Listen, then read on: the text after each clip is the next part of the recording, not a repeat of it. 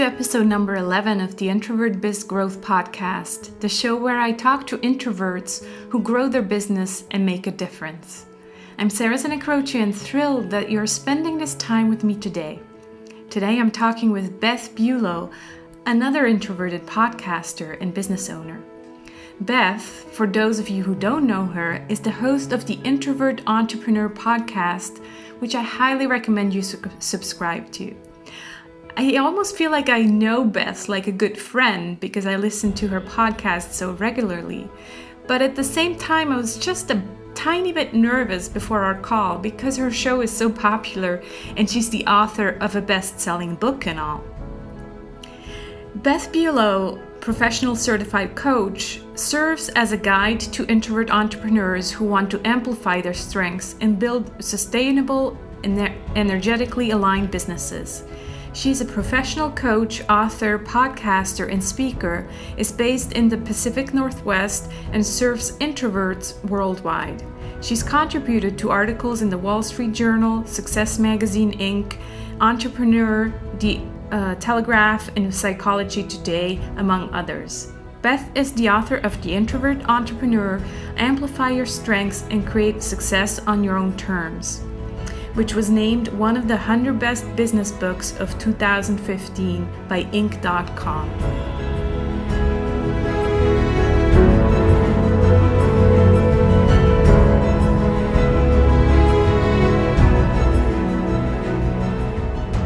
Hi Beth, how are you today?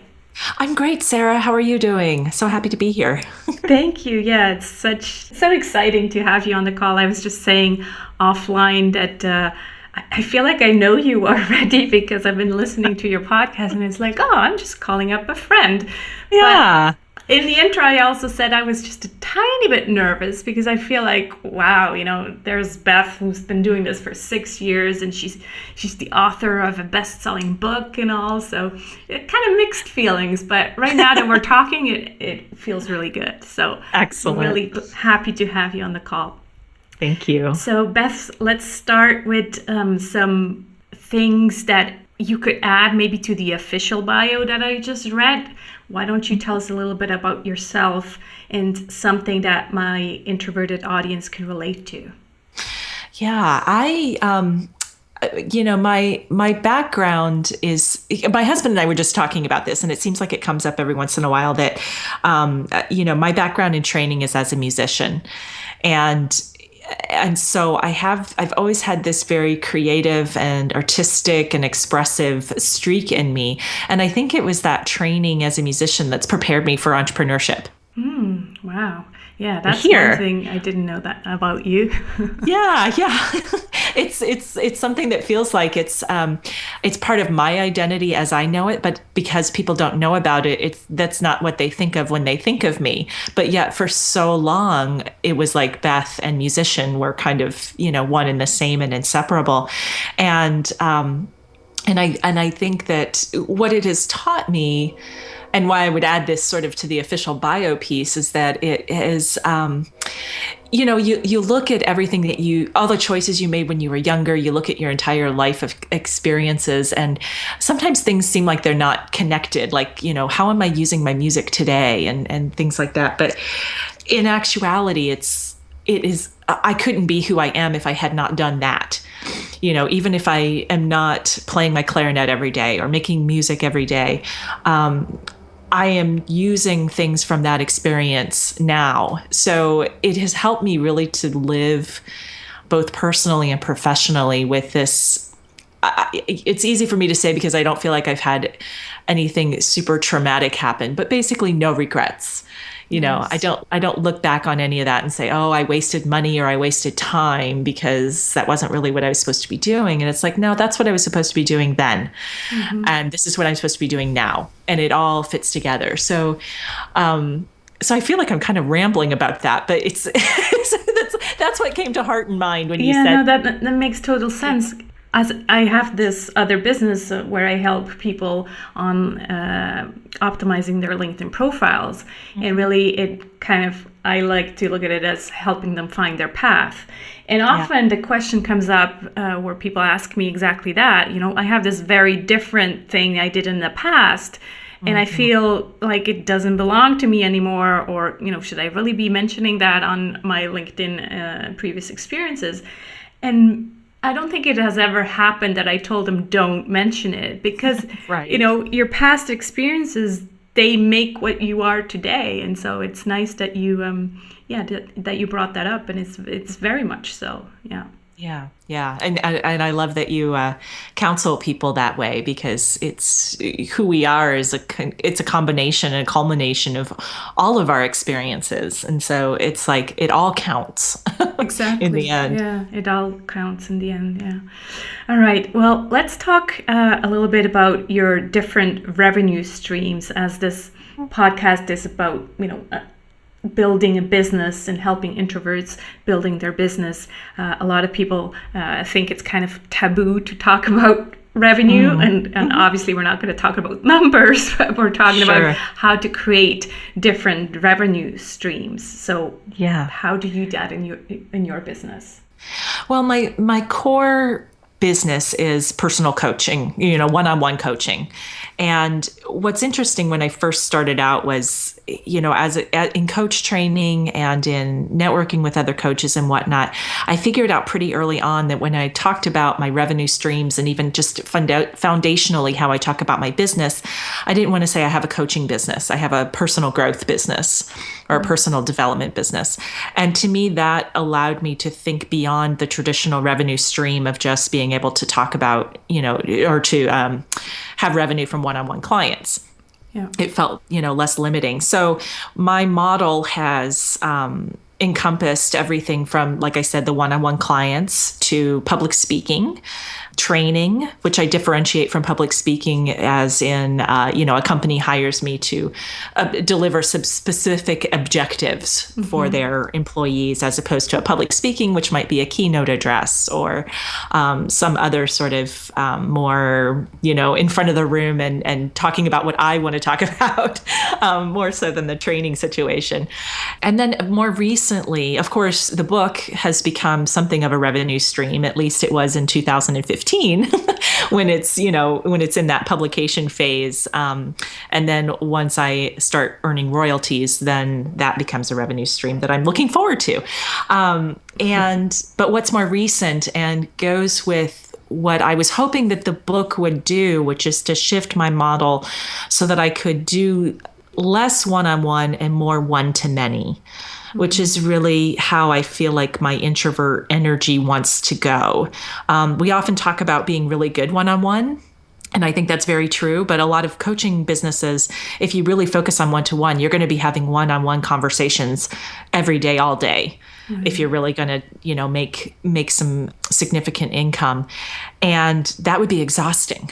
That would just be really tiring. So what I've started to incorporate into my business model are more virtual groups. So I just hosted a couple of virtual book groups, focusing on my book and leading people through a 6-week process of discussing the book and going in deeper depth. How's that? Going into more depth in the chapters. Clearly, I'm a writer and not always the most verbally adept, but going deeper into the chapters. And then I'm also starting some mastermind groups that are also going to be virtual. So those I hope are going to start becoming a little bit bigger part of my revenue stream, so that it's pulling a little bit less, the revenue is a little bit less from the one-on-one and more on the one-to-many. Yeah, I think you're so right doing that, because what you said is true. I do work with a lot of coaches, and they seem to be always struggling to find more time in the day.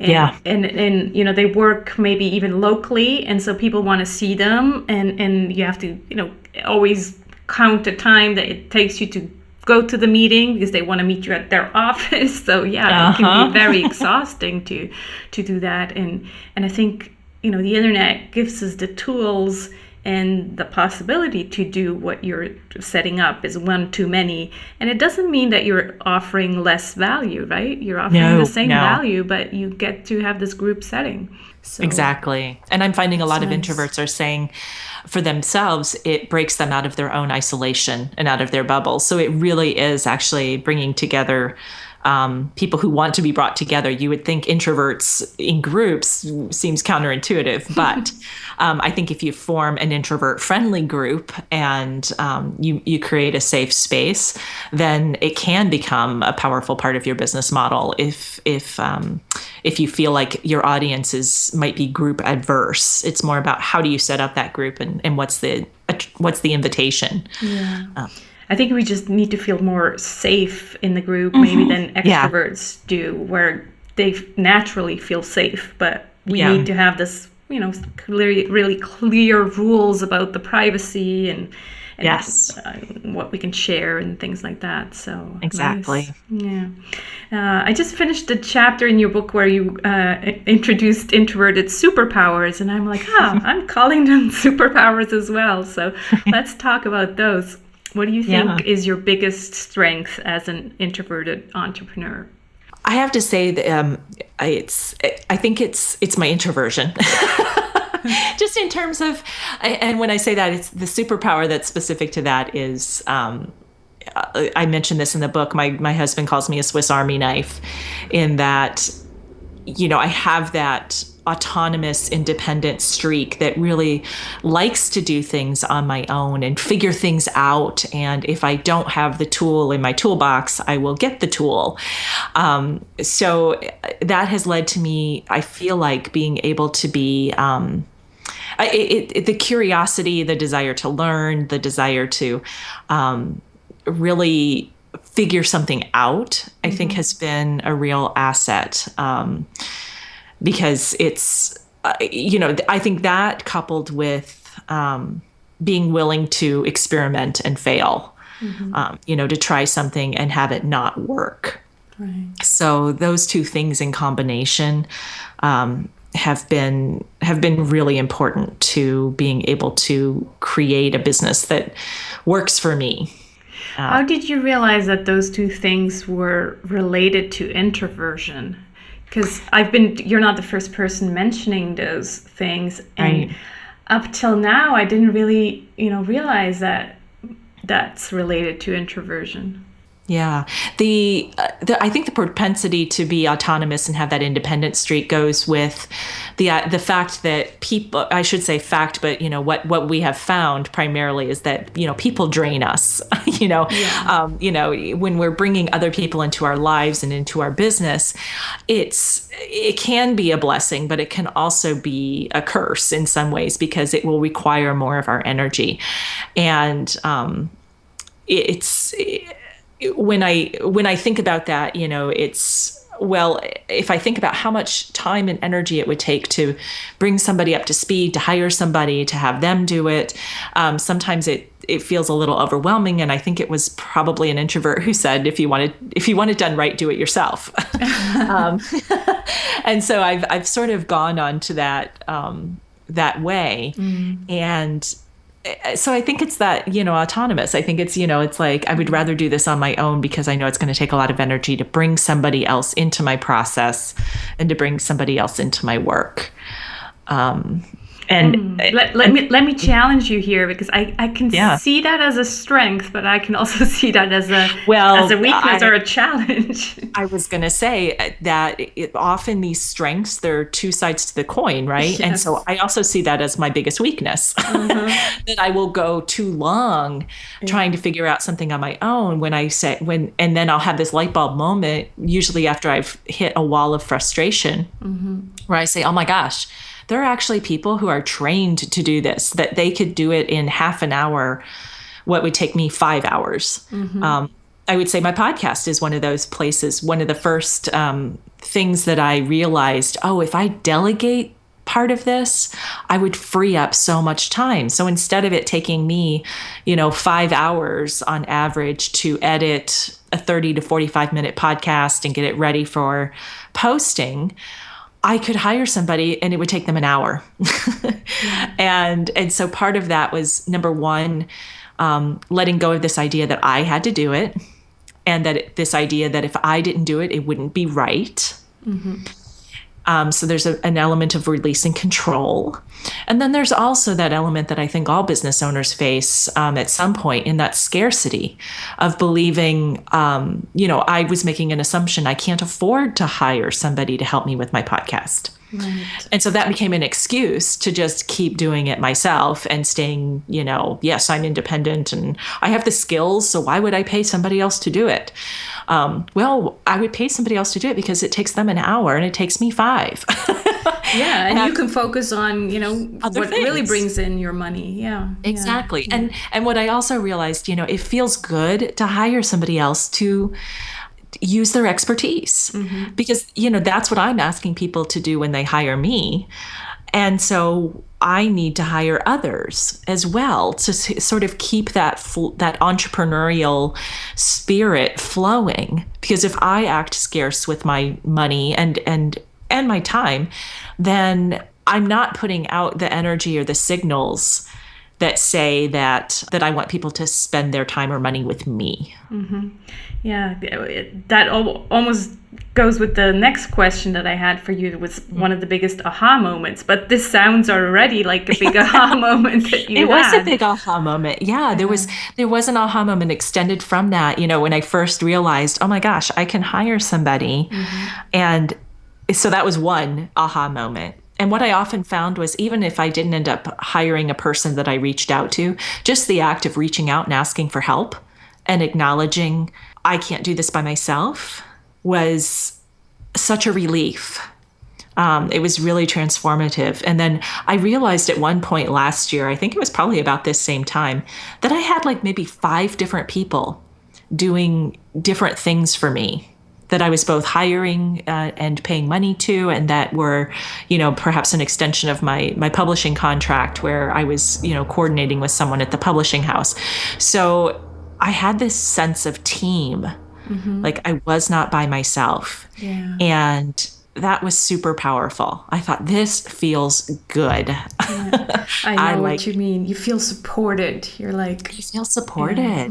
Yeah. So there's definitely something to that independent streak and autonomy that I think is a strength. But it just like any strength, if it's taken to an extreme and becomes unhealthy, it can actually be the thing that holds you back. So I think I realized, as long as I keep doing this, I'm not going to grow, because I need to bring other people into this. And so the objective is to be very discerning and very specific and very intentional about who you bring in, so that it does not drain your energy, so that it actually energizes you and helps you to feel supported. Yeah. I don't know if introverts sometimes have an issue with telling other people what to do if it's for us, it's like, I almost feel like I have this, for example, with my cleaning lady. I feel so bad that somebody's cleaning my house, and yet I'm very grateful for her. And, I try to tell her, but yeah, it's just this feeling of, oh my God, who am I to, hire a lady to clean my house? And so maybe with the team, it's kind of similar, because obviously you're going to be delegating the things that maybe you don't want to do, or that are a bit more tedious tasks. And so maybe, I don't know if it has to do with introversion, but that just came up while you were talking. I'm like, I wonder if... I totally understand that, because especially the cleaning the house thing, I resist, because I'm like, wait a minute, I can do that. But at the same time, and what I've realized with the podcast, with having a virtual assistant who will do mundane tasks like transcribe a podcast, or do notes, or do a little research for me that I could do myself. But the thing is, she's going to be better at it, faster at it. She's asked to do it. It's like, that's the gift that she's put out, that she wants to be used by other people. Yeah. So if I think about what my gifts are, if somebody felt self-conscious or hesitant to use them, that would make me sad. You know? And so I always have to remember, it's like we all have these different gifts. We all have a different thing that we're offering to the world. Hopefully we enjoy what we're doing and we're happy to offer it up, and then also happy to be paid for it. Sometimes that's not always the case. And I think maybe that's where we sometimes feel that tension. Yeah. Like if we feel like, you know, we know that somebody doesn't want to be doing what it is that we're paying them to do. But in some ways, and this might sound a little, I don't know what the word is, harsh sounds harsh, but that's their choice. You know, they have chosen to do that, and it might just be where they're in their lives, and that's the necessity of the situation. And what they really, if they're doing it for money. And so in order to make money, they need to be hired. Yeah. So sometimes those kinds of things help me kind of through any of those mental blocks about, you know, whether it's right to hire somebody for something. Does that make sense? Yeah, it does. No, it makes total sense. No, and I think it depends on how you interact with those people as well. Yes. Because I really do consider my VAs as part of my business almost. Mm-hmm. They, you know, they contribute to my business, and so I don't just treat them as, you know, kind of like these individuals with no face. They're team members. So a lot of that.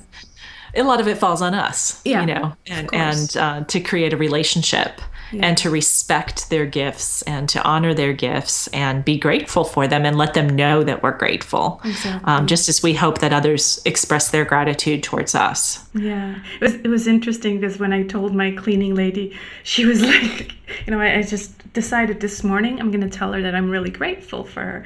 And I think she's never heard that, you know, before in her life, and she was like in shock. I'm like, no, I really am. So that's sweet. An interesting experience. Yeah.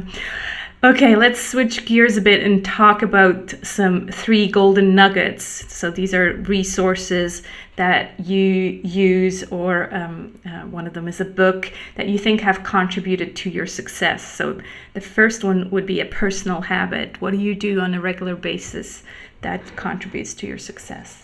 Anyone who's heard interviews or podcasts with me will probably be able to guess the answer to this, and it's take naps. One of my habits is to nap. I think it's super important. You know, when we talk about introversion, we're often talking about energy and how we gain and drain it. And we gain it in those lower stimulation environments. And for me, the ultimate low stimulation environment is being able to just shut my eyes and basically press the reset button and, you know, tune out for a little while, because there is so much stimulation coming our way that it's like almost one of the, you know, I mean, taking a walk in the woods and other things, of course, are other ways that we can recharge. But for me, especially during a busy work day, the best thing to do is to just stretch out on the couch, take a 15 or 20 minute power nap, and then I'm able to, you know, have that reset and be able to get up and go again. Wonderful. Yeah, that must be, I'm jealous of all the nappers because it just doesn't work for me yet. I think, I don't know, maybe, don't know what it has to do with. I know my parents both nap, and, you know, like you say, they just, you know 15 minutes later they'll wake up again. It's not like they have an alarm clock or anything. So it's interesting how I guess it's like meditation. It's just a habit that you need to keep doing, and you get better at it.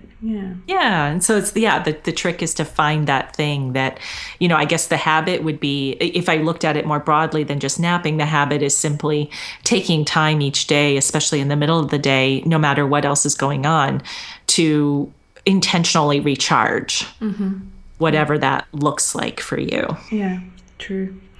All right, what about an internet resource? So some kind of online tool or something that you use that you would want to share with our listeners?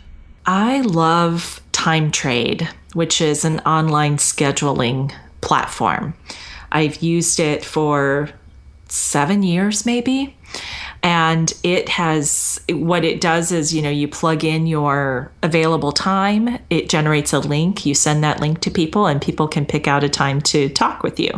So I use it for my podcast interviews, for my coaching clients, for phone calls, just about general inquiries, for coaching information sessions, which I think has been a super powerful and useful way of having people connect with me. I think especially introverts, it's like all I have to do is go online and pick a time and schedule a call. I don't have to do like this whole email thing of going back and forth and, introducing myself and all of that. It removes a barrier. Yeah. So time trade has been I'd say it's both been a huge lead generator and a huge time saver. Okay, so it actually also generates leads because people can book a free coaching session or 15-minute call or something. Interesting. Exactly. Okay, well, I'll definitely put that in the links. And what about a book? I'm positive that you're also a big bookworm. So what book would you recommend to the Introvert Biz Growth audience? Gosh, there are so many, and I have so many going on at the same time. One of my favorite books that I think every entrepreneur should read is called Made to Stick by Chip Heath and Dan Heath. They're brothers. And I'm not sure how many years old it is. It's probably at least 7 or 8 years old. But it's all about how you communicate your message in such a way that it will stick, that people will hear it, that it will resonate with them, and that you'll be able to communicate efficiently. Right. It helps us, I think, they've analyzed what are the things that make a message stick and broken it down into a success. The letters each stand for a different element of how you talk about your product or service. And it helps us to get out of our heads, helps us to get past language that might be a barrier to people. I think that's the biggest one. We don't realize how much, especially within a specific industry, we have industry specific language, and we think we can use that language in the general public or, with a broader audience, and that it's going to make sense. Mm-hmm. And we'll use all of that, even internal language that might makes, it's like, yes, I know all of those words, but when you put them together in that way, it doesn't make any sense to me because you're trained to be thinking that way. So it really helps to kind of, force you to look at your message and break things down and say, how can I communicate in such a way that people are going to remember what I said? Right. And it's not about sound bites or, that sort of thing, but it's, ideally maybe that sort of thing will come out of it, where you will come up with a phrase or a way of talking about something that is easily repeatable. And as introverts, that I think is huge, because we can't be all places at once. We need advocates and champions out there talking about us and our businesses, and we want to make it as easy as possible. So I think Made to Stick gives us some of those tools to help make that happen. Wonderful. I just remember that in your book, the chapter about networking, you also mentioned Simon Sinek and yes, and his, the whole thing about the why, and yep. And then you break it up into these different sections. Also, that when you present yourself, you should actually start with the why, and that made so much sense to me. That for example, I think you took your example and you said, instead of just saying I'm a life coach, which maybe you wanted to start with way back. Well, you realize that there's millions of life coaches and people don't understand what a life coach does. And so it's so much more interesting and I think more memorable to tell them your why and then go into your was it the what first or can't remember. It's how and then what. Yeah. So very, very interesting. And I think if anybody hasn't read Simon Sinek's book, then I would definitely recommend that as well. Start with the why. Yeah. So definitely. Excellent. I hadn't heard of Made to Stick, so I will definitely look that up.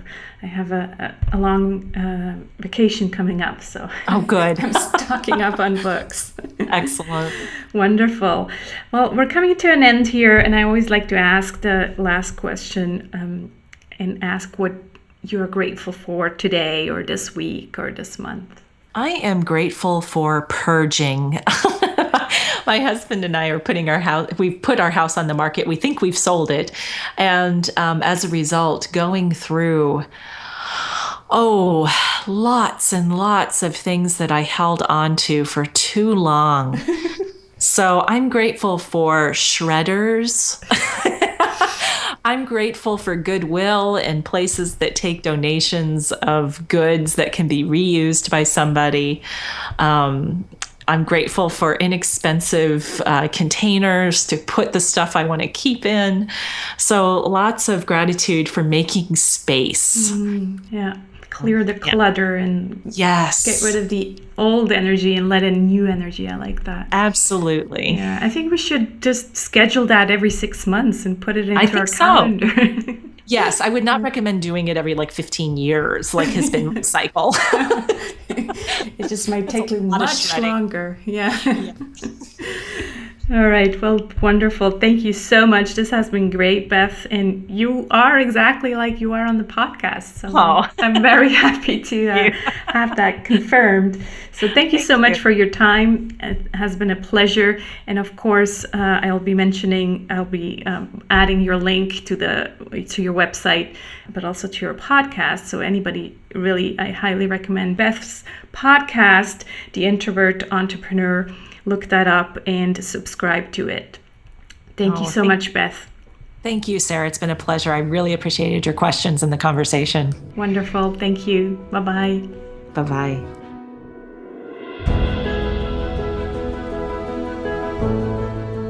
You can find Beth on her website at theintrovertentrepreneur.com or on Facebook at facebook.com/theintrovertentrepreneur.